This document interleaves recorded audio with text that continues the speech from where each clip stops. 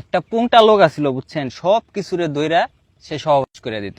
ভালো হয়ে যাও মাসুদ। মানে দুনিয়ার এমন কোন জিনিস নাই, পিঁপড়া থেকে শুরু করে হাতি পর্যন্ত সে সব কিছুরে দইরা লাগাইতো। এখন ওই পুংটা লোকটা হুট করে একদিন ভালো হয়ে গেছে। বলেন কি? ভালো হয়ে যাওয়ার পরে শয়তান তো মনে করেন টেনশনে পড়ে গেছে গা, কই কি ব্যাপার, এই লোকটা এত খারাপ আছিল, হুট করে ভালো হয়ে গেল, এর কারণ কি? এখন শয়তান হইলো মানে এক জায়গায় শুয়ে শুয়ে একটা ফোন দিয়ে আসছে, अच्छा ওরে তো আমি আবারও খারাপ বানাবো, मैं गाली नहीं दे ও ভালো, ও যে ভালো হয়েছে ওরে তো আমি ভালো হয়ে থাকতে দিব না।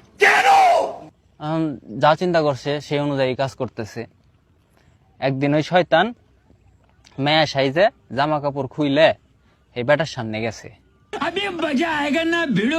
যাওয়ার পরে বেটা মনে করেন নিজের আর কন্ট্রোল করে পারে নাই, কন্ট্রোল না করে পারে ওই মেয়ের রূপী শয়তান রে দিছে মনে করেন গক গক করে। দেওয়ার পরে শয়তান তো মনে করেন সেই খুশি হয়েছে, খুশি হয়ে বেটারে কইতাছে, কয় আস্তে আস্তে কইতাছে, কয় দেখছাস তুই ভালো হয়েছিলি, তোর আমি ভালো থাকতে দিলাম না। এখন বেটা কইতাছে, কয় আমার দুনিয়ার সবকিছুই মনে করা শেষ, খালি শয়তান করায় বাধা ছিল, এই জন্য আমি ভালো শাসছিলাম তোরে করার লিগে, সাবধান হয়ে যাস। এখন ভাই মনে করেন মুখোশধারী মেলা এরকম ভালো মানুষ আছে বুঝছেন, সাবধানে থাকেন।